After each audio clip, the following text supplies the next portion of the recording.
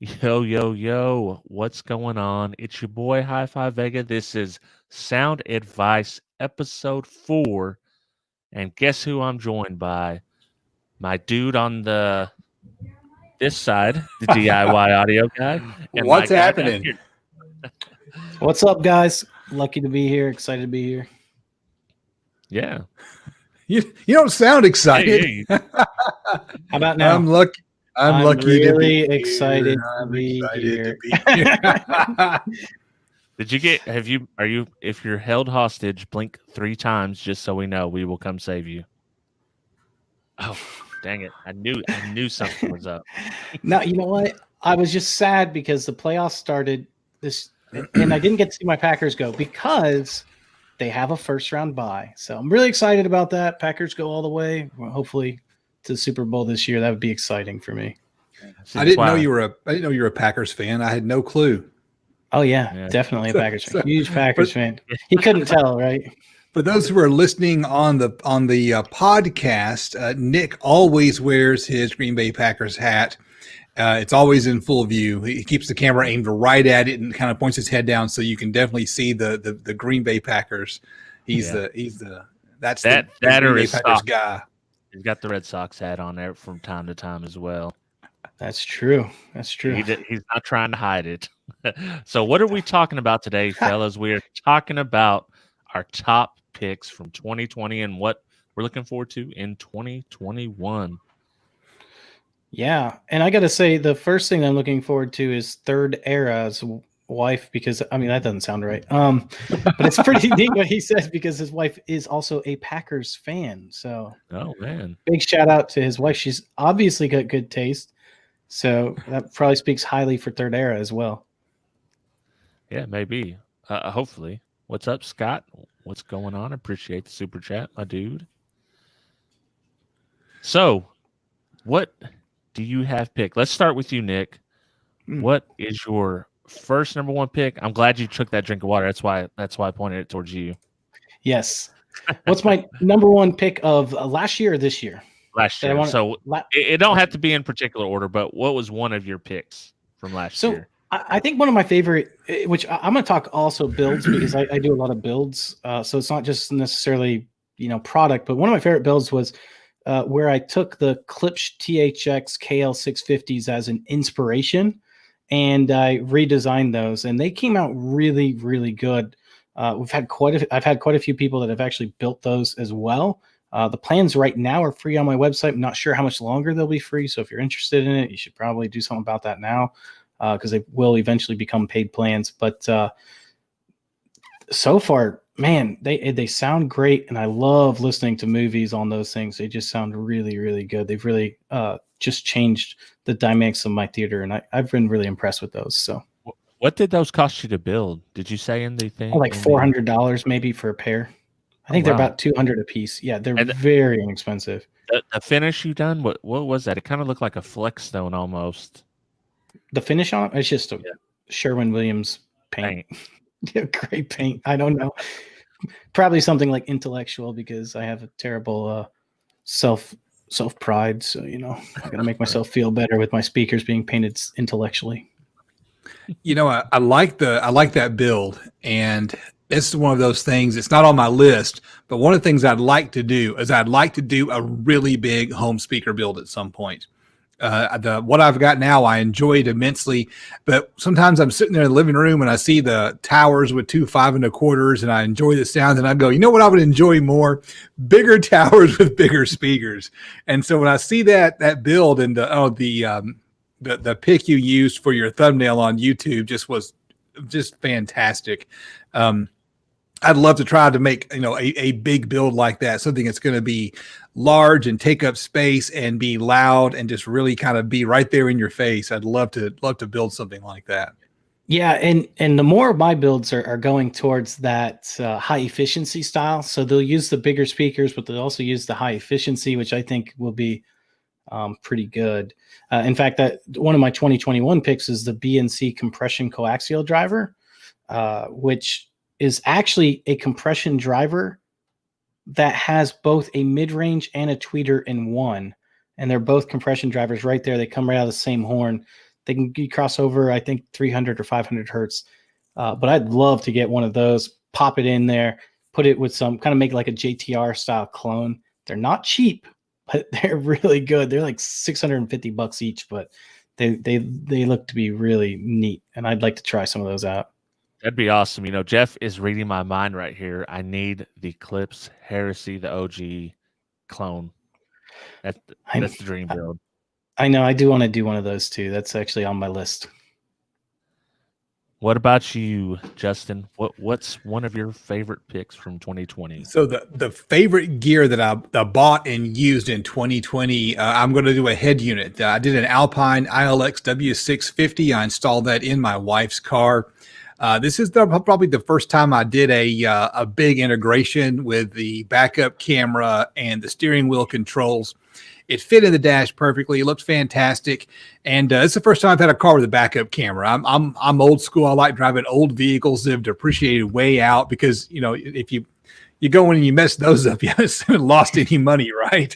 So if you trash the dash or whatever, but we had to upgrade her car, and the car didn't come with the backup camera, and I thought the rear visibility was terrible. So I bought the W650 and put in the dash. And what I like about that head unit is shallow, right? So it's a full size, whatever, 7-inch touchscreen, only goes half deep into the dash relative to a regular head unit, which means you got all the room behind it for that massive pile of wires and all the modules and everything that you need. Oh yeah. And I like it. Your steering wheel controls and all that stuff. And those half depth, the media, I'm assuming it doesn't have a CD player if it's half. No, it doesn't. No. Those are great for that. But let me ask really you, impressive. I don't know how it would read the CD player, but if it did, like that'd be half depth. It's been half the CD once. When's the last time either one of you played a CD in a car?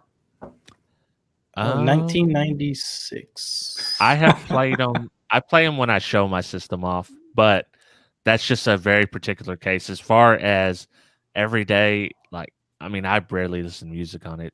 Honestly, I listen to a lot of podcasts, but yeah, convenience trumps fidelity. So I've still got an Alpine CD player in my truck. I hope to upgrade to a new head unit at some point in the future because I'd like to have the touch screen. And again, I want the backup camera now that I've had one. I want another one. I want backup cameras everywhere.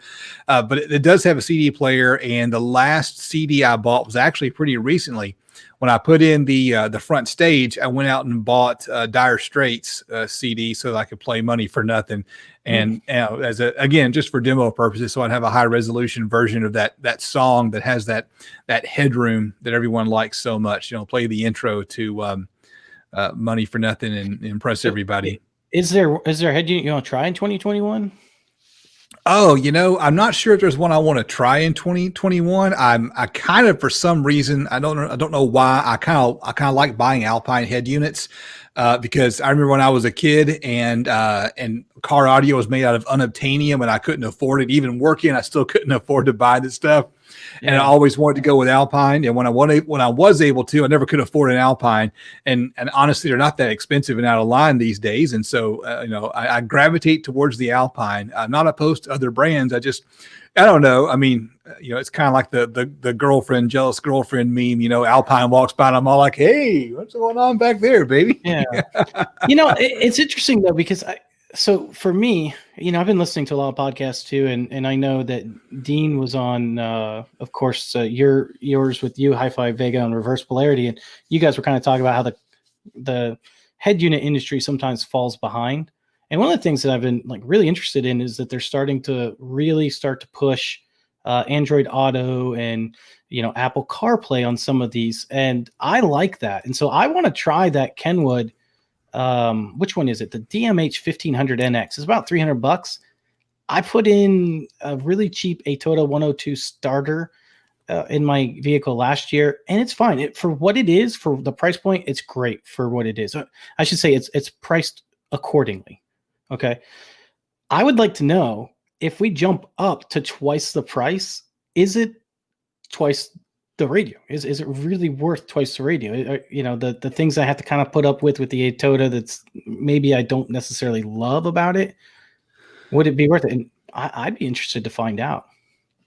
I think going up to that $300 price point, There are a lot of good radios around there, and you can get into entry level Android Auto, Apple CarPlay right about that point. Yeah, that's entry level Pioneer, basically. Yep. Yeah. And going more expensive than that, though, I don't see the point, because you get like navigation when you go more expensive. Well, you don't need navigation if you have Android Auto. What do you think, HifiVega? You agree with that too? Well, I would say the one you're talking about is the Android based one, right? What are you talking about? Me? Yeah. Yeah. Okay, so just about any head unit you put in is going to feel like a major upgrade, because those are so cumbersome.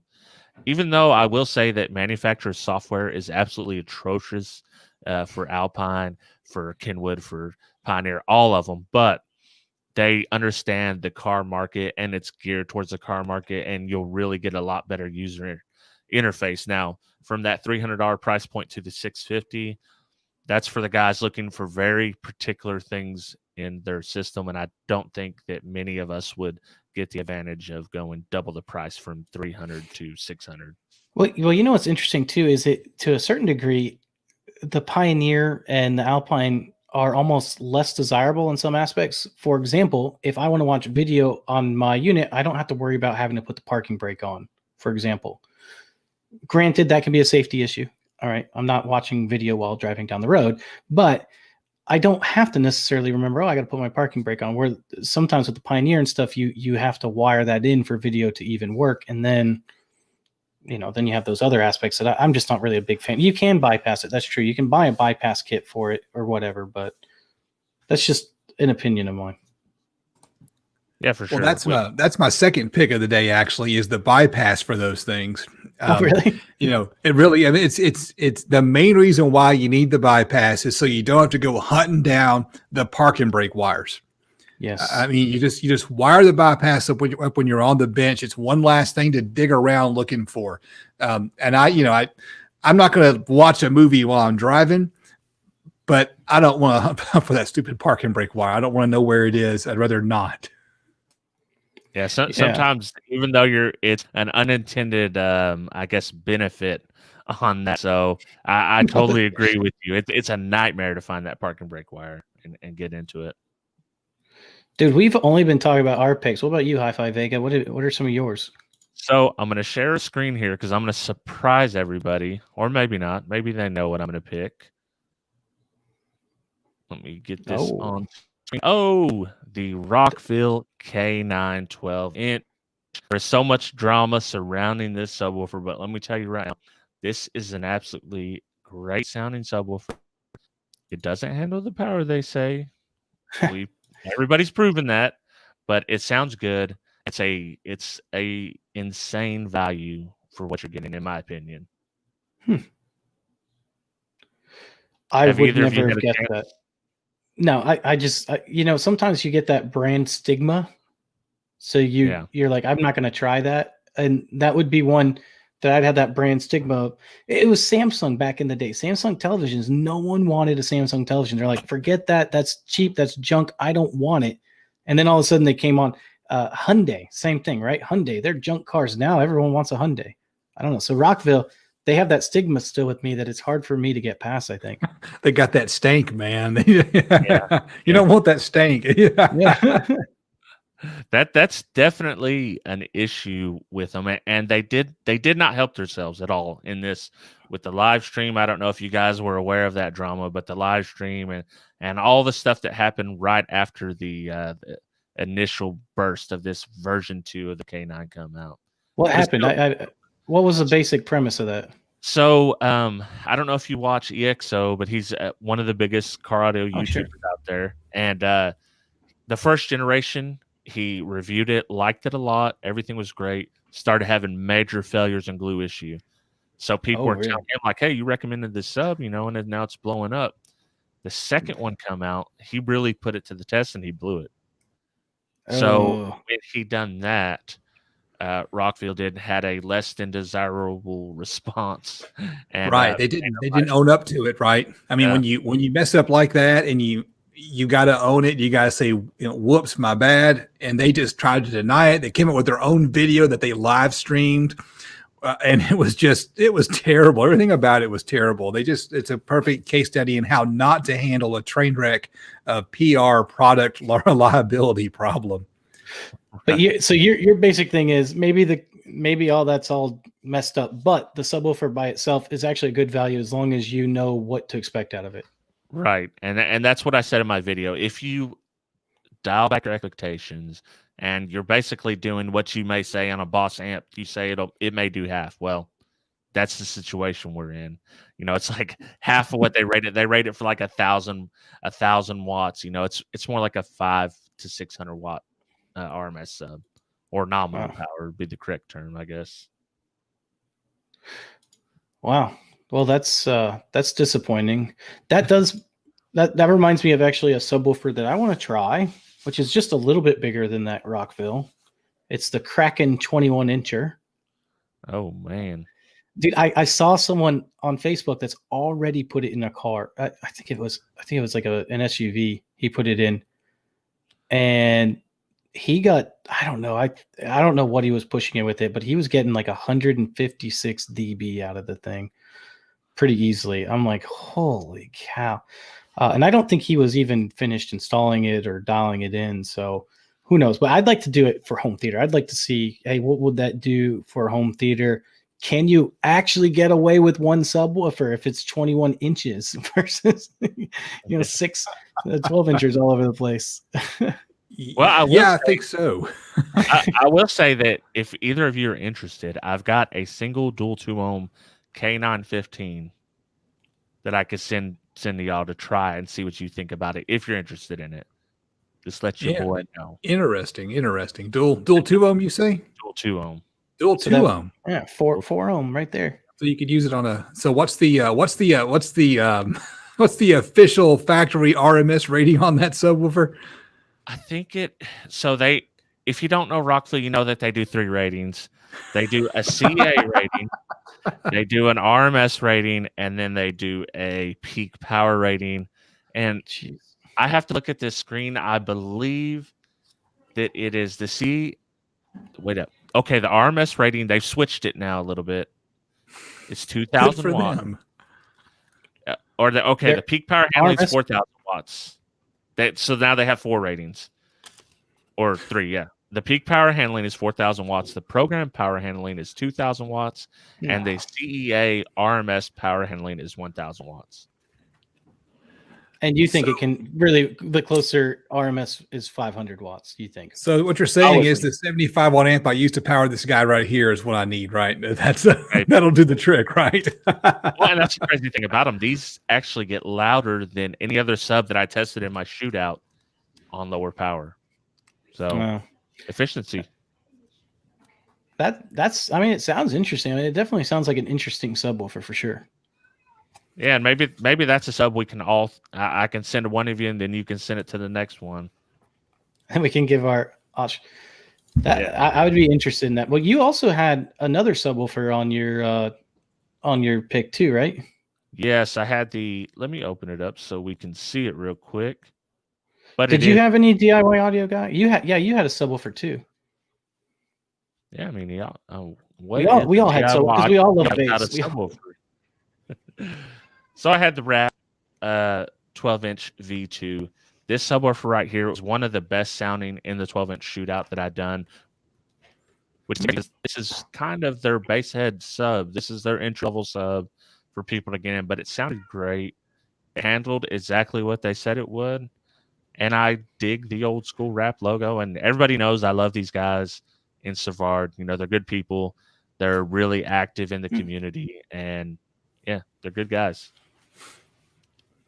So yeah, I had a subwoofer on mine as well. Of course, we're going to have subwoofers on our list. So my pick for 20, the subwoofer I used in 2020 that I enjoyed the most was an Ultimax 10 from Dayton Audio. I'm a Dayton Audio fanboy. I'm sorry, I am.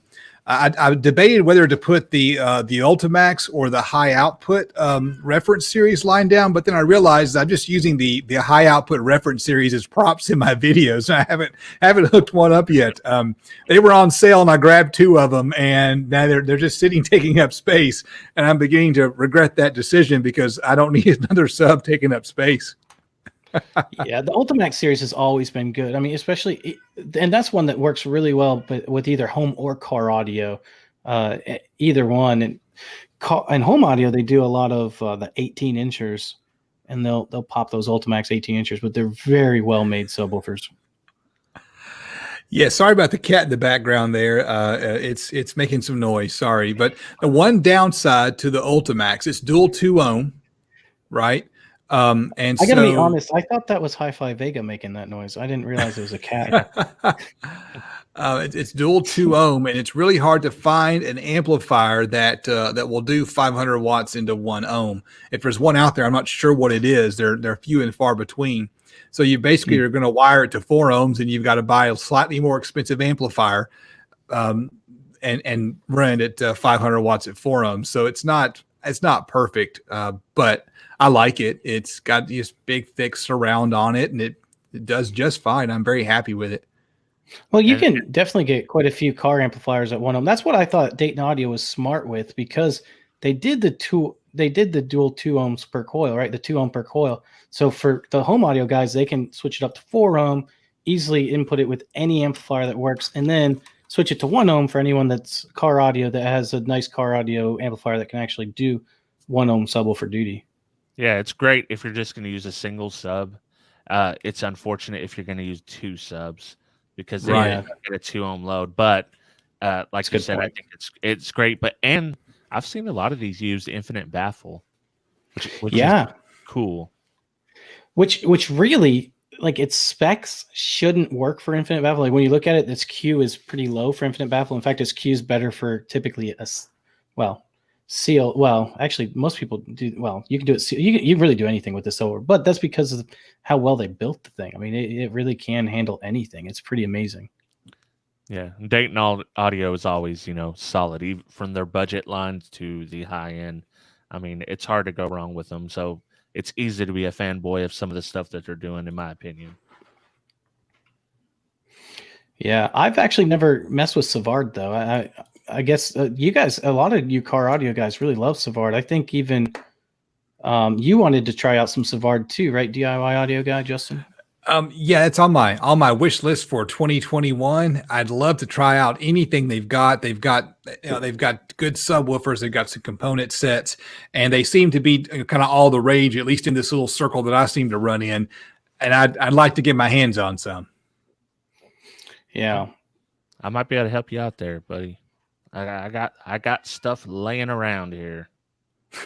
that is one thing that we all usually have is stuff laying around. I actually sent a Dayton Audio sub to HifiVega when we met up. He sent me some of these the component speakers, and I sent him some of those a Dayton Audio sub. I'm hoping that he likes it. It's the HF, not the HO, so we'll see.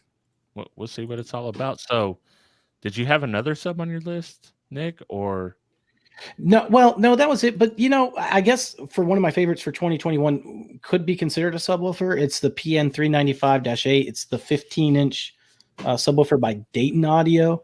I used that in 2 different builds. I used that in the most recent build that just came out, actually 2021. But that was a JBL clone style build of a PA speaker. And I also used it in my DIY end table subwoofer build. And that thing is amazing. It's like 96 decibels efficient. You can push it with just 125 watts and you can get things shaking around the house. So I love that particular thing, just to run it as a subwoofer with 100 hertz high pass. I'm getting to 20 hertz in my house, in-house. Wow, that's pretty impressive, from 20 hertz to 100 hertz. Yeah. Well, I cross over around 80 hertz, but yeah. Yeah, that's not too bad at all. No, it's really good, especially for a PA style woofer. There had to be I did use a little bit of that DSP-LF with it, but yeah, I mean it handles really well, and it's one of those subwoofers I really like, because if you're not giving it a ton of power, it's very quiet, but it still gives you that tactile feel, which is nice. Oh yeah, I wouldn't mind getting a second one and putting it in there. Go ahead. I'm sorry.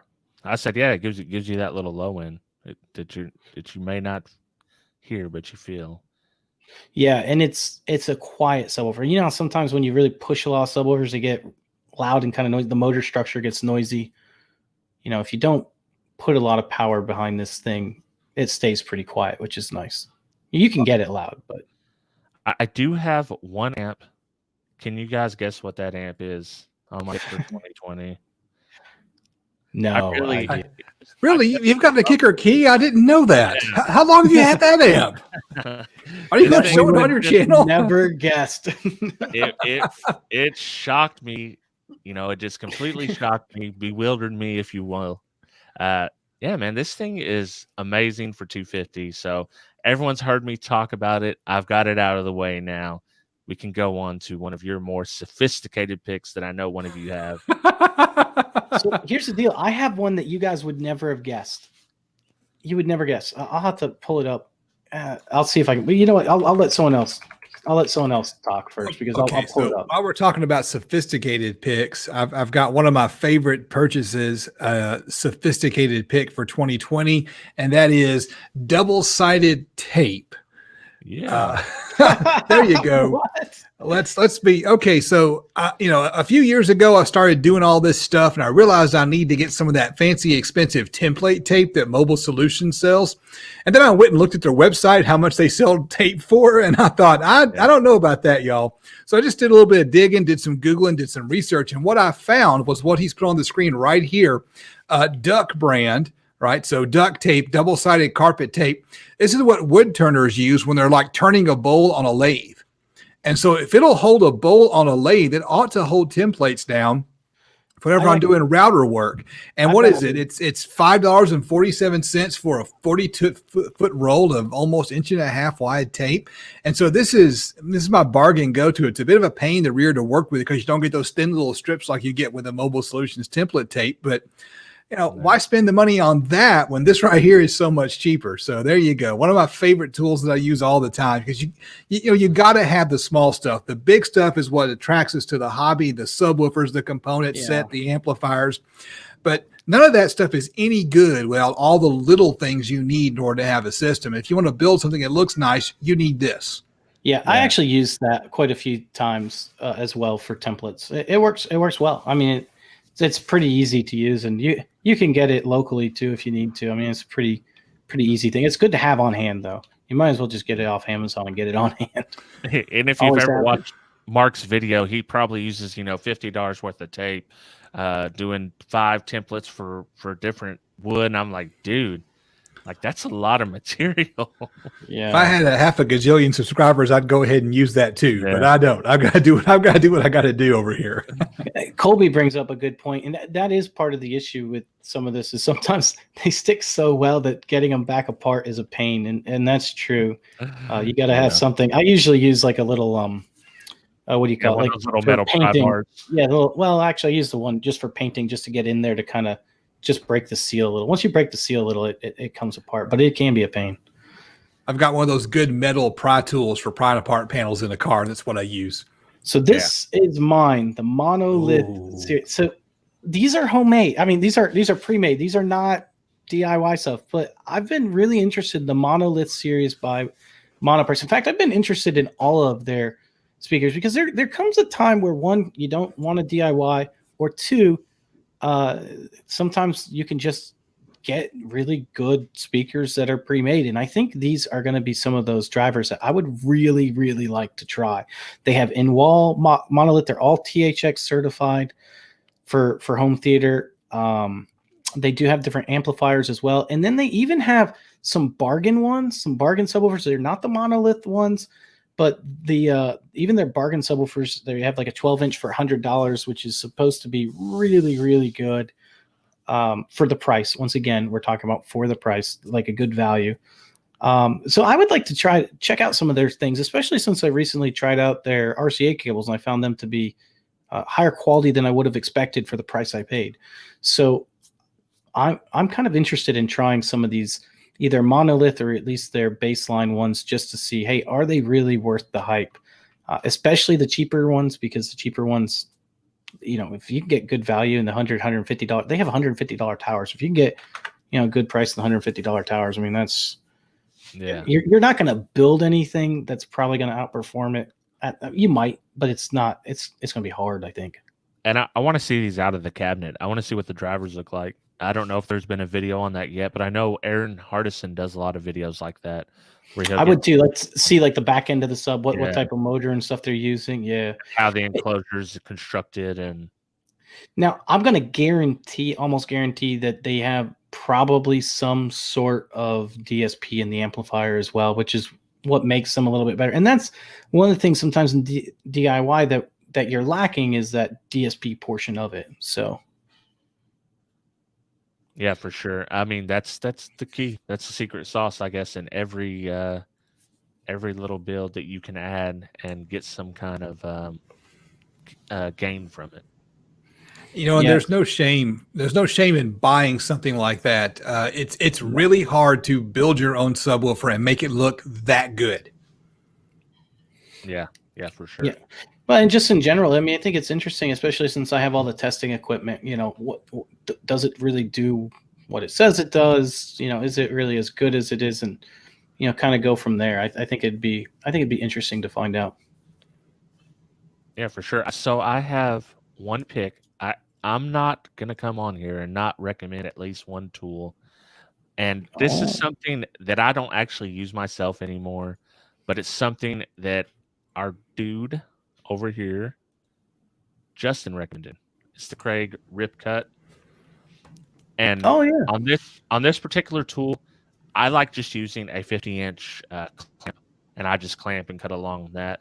But for people that do not have a table saw, this can really, really change your whole situation as far as box building. Justin, can you? I have a skill saw that I keep mounted to my Craig jig constantly because calibrating it and setting it up is a royal pain in the rear end. So once you've got one mounted on there, go buy a cheap skill saw at a pawn shop and just leave it on there. The newer ones, though, I don't see it on this model you're showing here, but the newer ones do have like a stop block on there where after you set it up, you put the stop block in place and then you can pull your skill saw out and use it for other things. And, you know, my very first few builds, this is what I used right here. And it's a lot better than buying one of those El Cheapo Finger Slicer 2000s, really low quality table saws that you might pick up at Harbor Freight, because those things are just, I don't know, they're not much better than a skill saw anyways. But I like mine. I use it a lot. If I've got a big piece of something to break down, this is the way I do it. And so it's like, I feel like you picked one of my picks. So, but I didn't buy that in 2020. I've had that one for years. Well, I think you hit on something as well. And that's the fact that a lot of people don't think about it. Even if you have a big table saw, like I have a big cabinet grade table saw, right? Even with the big cabinet grade table saw, you still need to break it down first, right? You can't just all of a sudden throw a 4 foot by 8 foot sheet. You can, but it's hard to throw a big 4 foot by 8 foot piece of sheet and cut 16 inches off of it or whatever. You know, you're much better off cutting it down first, even making it a 17-inch cut and then cutting it down to 16 inches, you know, on your table saw. It's much safer. And I've done that whenever I build build any shop furniture. I try to make it all the same height as the table saw, so I can put it on wheels, use it as a side feed or an out feed. Between that and some rollers, I've broken down an entire sheet before, but that was stupid and that was dangerous, and that's not good for your back, and that's just a bad idea. Anything bigger than a 4 foot by 4 foot, unless you've got a dedicated cabinet saw with plenty of space to work, you don't want to try to break it down on a table saw, especially a cheap one. Yeah. And I don't either. The pro tip is go to Home Depot, go to Lowe's, say, hey, cut this down into 24-inch, rip cuts for me. And then I'll haul it home like that. I never build anything that needs more than 24 inches. So the guy at Lowe's in my town who does that, he's a basehead himself, and so he was like, "Oh, what are you building today?" Right? He's into it, and I've had great look both at Lowe's and Home Depot here in my area. They actually can mark a line and cut on the line, whereas some places, you want it 21 inches? Okay, here it is, 25 inches, perfect, just like you asked. Or you want it 25? Here it is, 20. I've had good luck with that, and that's the best way to do it. That we are not hauling that heavy stuff around, especially MDF. That stuff gets heavy in a hurry. Yeah. The real pro tip is always tell them 1 inch over what you need. Yep, because their cuts are not always straight. No. I had them cut like a half inch over an 8 foot rip cut. A half inch over. I was like, that should be fine.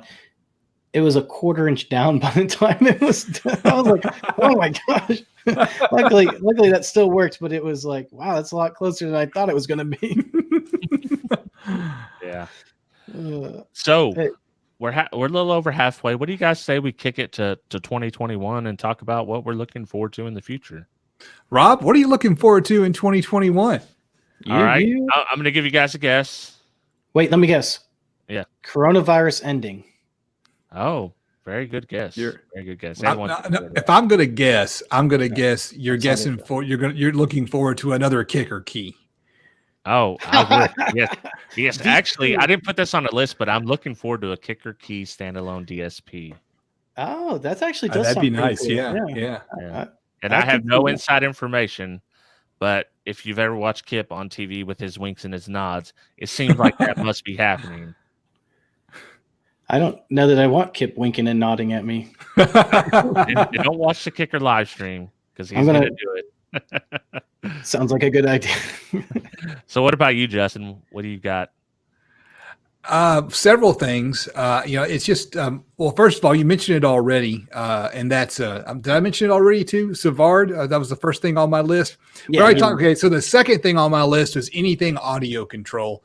I would love to get my hands on some audio control amps. I'm planning a rebuild of an amp rack. It's going to be way too complicated and take forever and probably turn out horrible, but we'll see how it goes.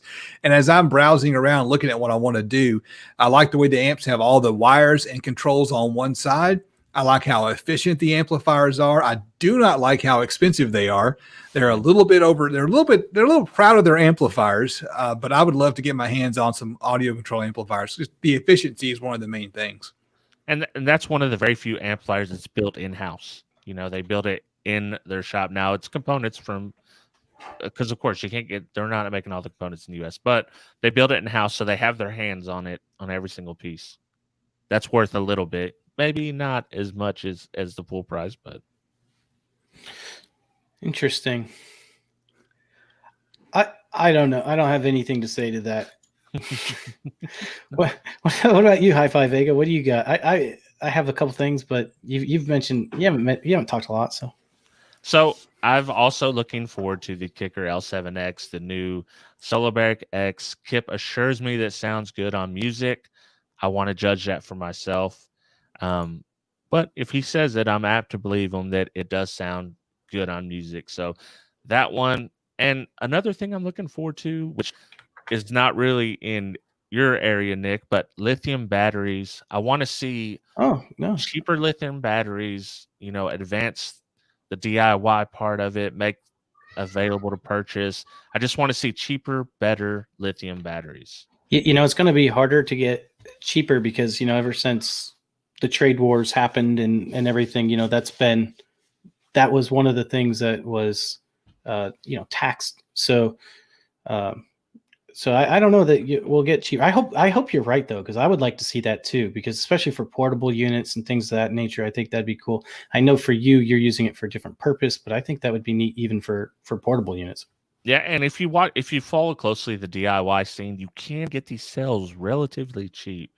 So really? when the builders start making them a little bit more affordable for the regular Joe, I think it's really going to come alive and people are going to just ditch their AGMs, because I would say there's a myth now that if you have a Toshiba skib cell that's 10 amp hours with a 40 C discharge rate, that's going to be enough for you. But at the end of the day, you do need amp hours. So until this stuff gets cheaper, you're not going to be able to scoot by with it. I just realized we need a new sponsor for the show. And that's going to have to be Elon Musk's company. And see if maybe he can get us some. I bet he could get us some batteries for pretty cheap. I'll call him up and see what he says. Let me see if I can find my phone here. Go right ahead. Elon, if you're watching, I'm sure he's watching anyway. I'm sure he's watching. Yes, he has. He's probably listening on SoundCloud. Right now. And Elon, we need some batteries, okay? Just to try out. Yeah, for sure. Send them all. I want them to power my house and everything. Well, now you're just being greedy. Now he's not going to send anything. It's off topic, but I'd love to do the whole solar panel on the roof and a battery in the garage and just get completely off the grid. Not to get off the grid, but to save the money. But it doesn't save any money. It takes 30 or 40 years before all that stuff to pay itself back. And so I'll just go ahead and plug into my local energy provider and go on with life. That's how you really get. This is totally off topic, but I agree with you 100%. That's how you get solar to work. Is not by talking about the tree hug and all this stuff. Save people money. They will get solar panels. Well, and I'll tell you right now, Tennessee is one of the biggest right now especially where I live. We have some of the biggest solar fields out there. Right where I live, right down the street is actually one of the biggest solar fields out there. And my electricity is some of the cheapest in the nation. It's crazy how cheap my electricity is. I don't have solar power at all. However, I still wouldn't mind getting it, but it wouldn't make sense for me though, because my electricity is so cheap right now. Well, it also helps that we've got here in Tennessee tons of nuclear power plants and all those dams and all their dam electricity, TVA, all that stuff. Yeah. Well, I came from a state with a lot of nuclear power. Go ahead, Hi-Fi. Yeah. Appreciate the super chat, Logan. That's a super sticker, not a super chat. There's apparently a difference. I don't know what it is, but there's which we all need to do a fist bump to him because that's what he's asking for. So boom. See, I messed up because I typically have the regular chat from YouTube open in another tab, but I failed today. I do not have that, so I'm like light years behind. Well, I want to mention something else that would be seemingly off topic, but it's not. It's actually on topic. There's one product that I really want to try this year. I'm going to build a new home theater. I built home theaters in all of my houses so far, and I want to build one in this one. I have the room for it. It's not as big of a room as it used to be, but I think it'll work out pretty well. And I want to get the Benq Ht 3550 projector. The Benq what? What are you talking about? The Benq, that one. Yeah, the HT 3550. It is a DLP 4K entry-level projector. It's only about $1,500. You get it to basically whatever size you want. I'm probably gonna do a 100-inch screen. It's DLP. It still does 3D. So if you're still in the 3D age, you can still use your 3D Blu-rays, which is excellent. And it's DLP, which gives you those dark blacks. It's got a dynamic iris. I mean, all these things. I mean, if you've been interested about projectors, these Benq entry-level projectors are pretty sweet. And so I would like to get one in the channel and see what the hype is all about. Is it really that good? And then, of course, put it up in my theater. I've had quite a few projectors, and I think this one would be. I think that this one really does seem like it could be a really big keeper of a projector. Yeah, I've never gotten to the high-end projectors. Most of the ones I had the problem with the low lumen count, the nits. They were where you open a window, boom, it's done. Well, and the HT 3550 is designed for home theater, so it's a little less bright. So they have the TK 850, I believe, and the TK 850 is the brighter one for multimedia use. But the HT 3550 is really designed for home theater only, and there's no windows in that room. So 25 to life, he's onto something here. Go back to CRT. We can play our NESs and have no problem whatsoever. Duck Hunt works. Right. Yeah. Back when the TVs were deeper than they were wide. Yeah. And heavier than the entertainment center. Yep. Yeah.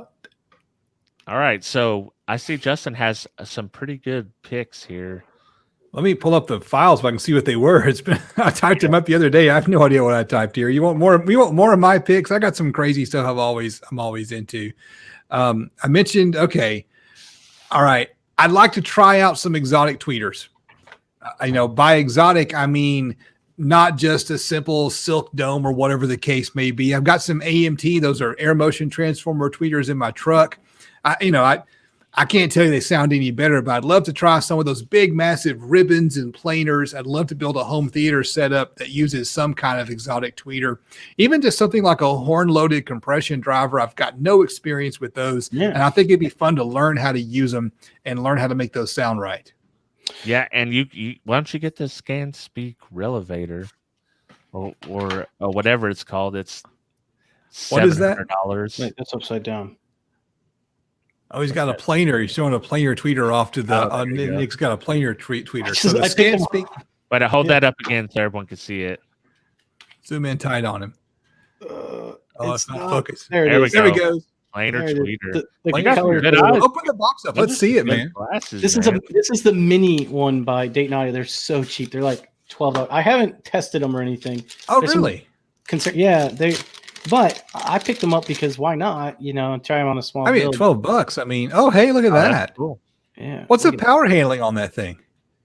3,000 watts. I have no idea. I guess with the right crossover, anything can handle 3,000 watts, right? so so- it's small. I mean, it's because you need to cross over by like 3,500 hertz anyway, and it's 15 watts power handling, which honestly for like a small desktop build or something, it'd be more than sufficient.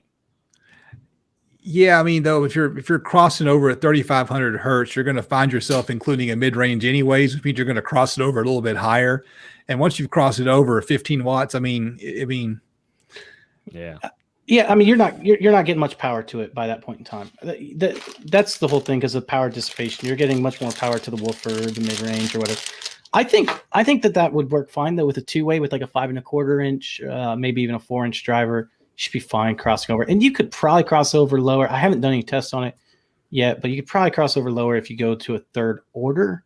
It's just a matter of, do I want to go third order when I bought a $12 tweeter? That's spend more money on crossover parts than on the tweeter. Yeah. That's kind of. But I picked them up because I'm like, go ahead and try them out. Craig Engelman said that he thinks they're great little tweeters. So says he has them in the A pillar. Oh, that's nifty. Yeah. Oh yeah, and honestly, they're really long and skinny. There's a little bit of a mounting trick to them, I think. But yeah, I wonder how the off-axis response is on those for having them in vertically or horizontally. That's what I want to know: vertically versus horizontal off-axis response. Because for those who are watching, who are listening to the podcast, this planer tweeter is about what, an inch wide and 3 inches tall, something like that. So it's so much smaller than I thought it was going to be. Honestly, I opened it up and I was like, "What is this little dinky thing?" Yeah, it's like 3 inches long and 1 inch. Right, and that's just the frame of the thing. The tweeter, the actual material itself is half of that, so it's not a very big device. No. And they actually say 4,000 crossover at 12 decibels, so even higher than what I thought. But I mean, you could bring it down, do third order. You could bring it down. I honestly think they'll be fine. I'm gonna probably design a little desktop speaker with them because they're $12. I mean, you know, and whether you like it or not, people usually judge your system by how your tweeters perform. Because at the end of the day, if you got nothing there for tweeters, they're not going to like that. It's going to sound muddy to them. If you have too much, you're going to pierce their ears, and they're not going to like that. It's harsh. So, good point. Yeah, I'm actually thinking about just getting rid of my AMT tweeters in my truck because I've got them just turned way down in the DSP because they are brutal, brutal if you have them cranked all the way up. I'll tell you what I think is a really good tweeter is the Peerless Corundum. I don't remember if I put that on my list or not, but it's one that I used last year, and that thing is super flat. I mean, just unbelievably flat. If you want a tweeter that you don't really need to do a lot to, it's one of those. They're some of my favorite little. Well, they're not cheap though, but they handle a lot of power. They're pretty nice. That's why I like using widebands. I've run tweeterless in several systems because you can cheat. You can cheat with widebands, and they have a natural sort of smoothness to the upper end, and you know you can. It makes you think. Makes people think you tune better than you actually do. Well, I would think that wideband in that type of environment would probably be pretty good too. Right. Like a car audio environment versus, you know, home audio. Sometimes it can be unless they're near field, it can be a little more problematic. Right. Gotta worry about beaming. Yeah. Less worry about beaming in a vehicle that small. Yeah, for sure. And the thing is, you can have all your frequency range. And I was looking at because I think I'm going to do some wideband in the Trooper up on the dash, and it was the SB Acoustics, their coincidental coaxial. Right. The FS on it's like 50, Yeah. 58. So I could cross these over at like 150 hertz and have all my music played through these, and then just have some mid bass in the door to cover that low end. That's a good idea. That's a really good idea. Through this. Several years ago on the DIY mobile audio forums, someone posted some really good, real technical information about how our ears locate sound. And basically there's, I want to say it's probably around 500 hertz, might be that low, is kind of that point where we have a hard time figuring out where sound comes from. I'd have to go dig it all up. I wrote it all down somewhere because I wanted to use it. You're talking about when sound becomes non-directional? Right, exactly. And how sometimes you hear it, high versus low, up tall versus down short. It's interesting stuff. I need to dig through all that. We might need to have a technical discussion on our next one about that, because it's really informative for how you place things. And it's why you can get away with putting your mid basses way down in the kick panels where you think it wouldn't work. You get good staging when they're down there, and you can locate the sound just fine. And in my truck, I can't tell where the door speakers are, right? I can't hear them playing until I cut them off in the DSP, and then I hear them missing because it all just blends right into the dash. Not that I'm some kind of great tuner or anything. It's just how it worked out. Are you a 1-seat tune or are you a 2-seat tune in your vehicle? I'm a 1-seat tune at the moment, but I'm not a fan of 1-seat tune, though. I think it's stupid because there's 4 seats in the car and everyone in the car needs sound. But did you tune center of vehicle or center of you? I kind of think center of center is the center. Yeah. I don't think that my steering wheel is the center. I think the center is going to be in the middle of the dash, right above where the radio is. Here's the way I look at it. I have children that ride in the car, right? So if you tune center of the driver, for example, to be the best sound, then when you start to turn up the volume, they're like, ow, it's too loud, especially with their young ears compared to our older ears, right? And you're like, no, it's not there yet. Hold on. So to me, I think you got to take that into consideration too. Like, are you riding by yourself? Yeah. Or are you with a family full of people? That's why Daddy bought you earplugs. I will say this though, I do have the presets on the DSP, and there is a preset for driver, for passenger, and then for not time aligned at all, or at least all timed aligned to the center. And and I change it. However, if I want to show off the system to someone who's sitting in the passenger seat, I switch the preset. But I unhooked the knob for the preset some time ago, and I'm not sure what I did with it, so that hasn't been touched in a while. Yeah, and was that the Dayton knob that you're using, the Dayton DSP? Yeah, that was the Dayton DSP. Yeah, man, that thing added a significant amount of noise when I done the preset knob on mine. Yeah, I was like, oh whoa, man, I might have got a bad unit, but I ended up. I'd already run the wire all the way through the car. I was like, I just cut it with some snips. Like I knew you'd gotten. I knew you sold the device, but I didn't realize you had that big problem with it. Yeah, no, the device itself worked fine. It was just the knob. Once I the preset knob. I want to see one of you guys use the DSP-LF in the car. Actually, I want to see HifiVega use the DSP-LF in the car because he's an Apple guy. I don't know. Are you an Apple guy or are you an Android guy, Justin? I'm an Android guy.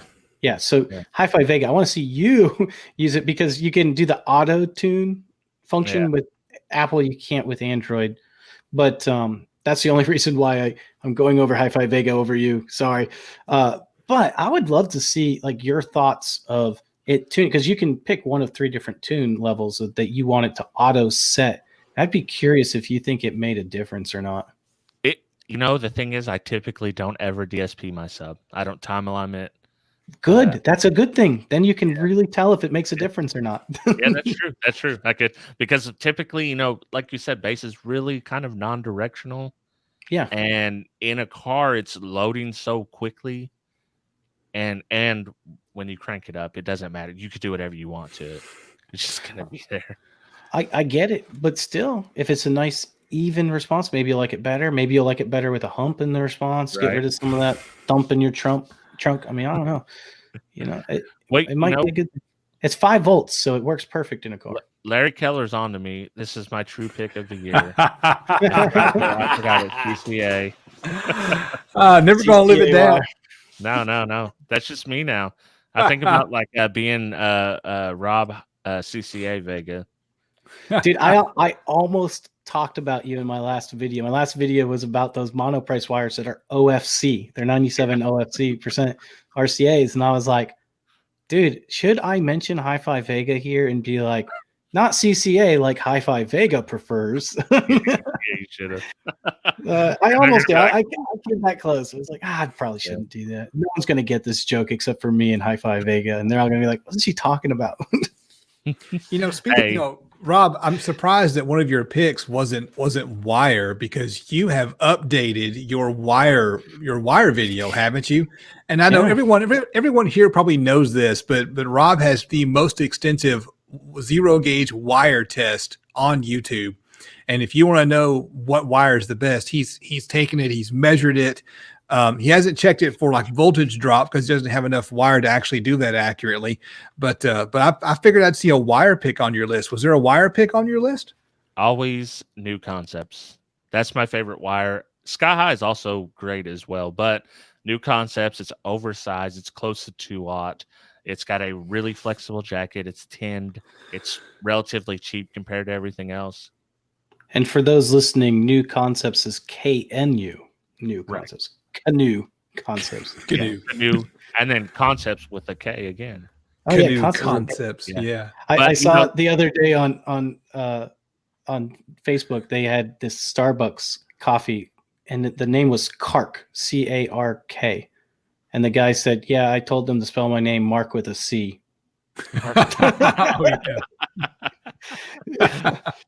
So that's why we're making sure you guys know New Concepts with K.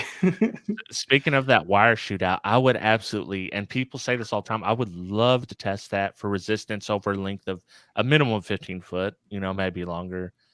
But if I've tested 21 brands so far. They average anywhere from the bottom end at $350 a foot to the top end of JL wire was like $11 a foot. So wow. Can you imagine the cost it would cost to test all these? But I did mention in my last video that I might consider doing like 3 or 4, because I can do that for like it'd be like $300 or $400. I could test 3 or 4 of my favorite different brands. You should throw it. Now, are you talking about which were you talking about? Just power wire, or what are we talking about right now? Power wire. Just power wire. Okay. Because I was gonna say, if you ever go into RCAs and things like that, I would be interested too. A lot of people brought up in that Blue Jean cables. I like Blue Jean cables. I've never used their RCAs, so I'd be interested in something like that too. And 25 life. If you look at that list, I did test some NVX. And it's true to 1/0 spec, which is smaller than the oversized car audio wire, but it's just fine. It's tin. It's good wire. It's flexible. You didn't have to kill your cat. We were all fine with it. Justin just left for a minute. We have no idea where he went, but his cat is not making noises anymore. That's all we know. No, she's right here by me. Okay. I'd love to have the amount of money I have in this cat in car audio equipment. Can we have proof of life, please? Yeah. I mean, I'm just kidding. So this is, I got a cat. She only has 3 legs because I ran her over and we had to take a leg off. She climbed up in the engine and oh man, yeah, that happens. It's never happened to me, but so now you got to pay her medical bills to the bitter end.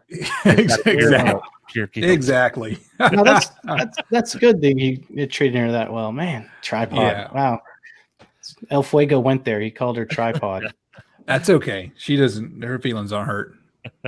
Well, we're at our hour now, fellas. Do you guys have anything you want to, pimp out? Let everyone know what you're doing, what's coming up. All that. I have one thing, which is pretty cool.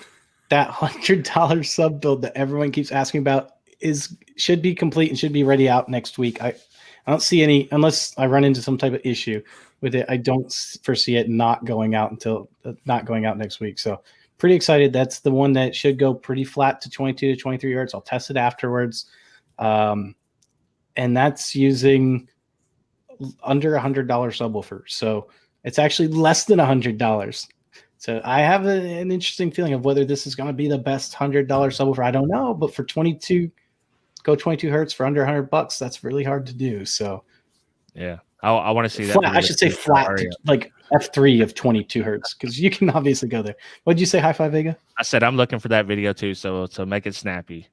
I know, I'm trying. It's been so cold to glue. That's the one pro tip I've learned about live streaming podcasting. Don't say your projects out too far in advance. You want to be almost all the way done with them before you announce them, because these people, they do not forget and they will murder you. I've had that happen quite a few times, actually. I've been murdered 3 times. What about you, Justin? I've made the same mistake of announcing projects way too ahead of time. I'm still working on my home theater build. The enclosure is finished. I just need to make it look nice, and that's going to be a little bit of work. Again, it's been too cold to glue, and I just kind of went for it the other day. I brought the glue inside the house and set it in front of the vent so it at least flow out of the bottle. And that's almost done. I've been working on the video today. I hope to drop that video on Saturday. The other big thing that I have going on is I actually started a Patreon page. I know y'all are on Patreon, but I started a Patreon page and I got my first few patrons, and I'm looking in the chat and I'm seeing some names that are real familiar. Thank y'all for signing up and supporting DIY audio content. And if you want to check out my Patreon page, it's just like everything else I do. It's whatever/DIY audio guy. It's pretty easy to find. If you're looking for it, you will find it. And so that's interesting. I'm putting some behind the scenes stuff on there. I build a lot of spreadsheets because I just like building spreadsheets. It helps me think, right? And every time I build a spreadsheet of any type, if it's car audio related, I just dump it onto Patreon so that everyone else can see what I'm doing. And if they can use it, there you go. It's part of the benefits of being one of my patrons. So. And I just want to throw out there, Robbie Hansen asked me, don't I have a shop heater? And I do, and he knows I do. I actually have a really nice shop heater now. It's 240 volts. Almost made my list of best things. It's Comfort Zone 240 volt off Amazon, and you have to have 240 volt for it. And it actually warms up my shop, but it sometimes takes a few hours till it gets to that good gluing temperature. But my shop is not insulated, so today Robbie, it snowed in Tennessee. It's just an excuse, Robbie. He just used that excuse to give him a little more time to edit his video out. So yes, no, I actually have to have a few hours ahead of time to warm up the shop so I can go out there and go. Just because the glue won't stick. Yeah, for sure. So I'm just gonna give a couple shout outs to my dude Dean. He showed up at the end. The man who never sleeps. Also, El Fuego, appreciate it. And outside of that, 12E Talk Wednesday, we have a guest, a guy that's been an SQ judge. He works in the industry now. It should be very fun. And then, of course, Thursday, I do reverse polarity with Dean from 5 Star Car Stereo. And I'm working on a Savard product video for next Monday. So, and it's all the way done, so I can speak on it. It'll be ready. It'll be good to go Monday. Smarter man than us. Or me. Not by much. we just leapfrog each other, We're just a little dumber one week and a little smarter the next week, That's how it goes. All right. Awesome. So buy tripod. Yeah. Did we ever decide on a sign off? No, you were supposed to come up with one, but you skipped for vacation. Yeah, but you know how I do. Like I just be like, bye, see you guys later. Peace.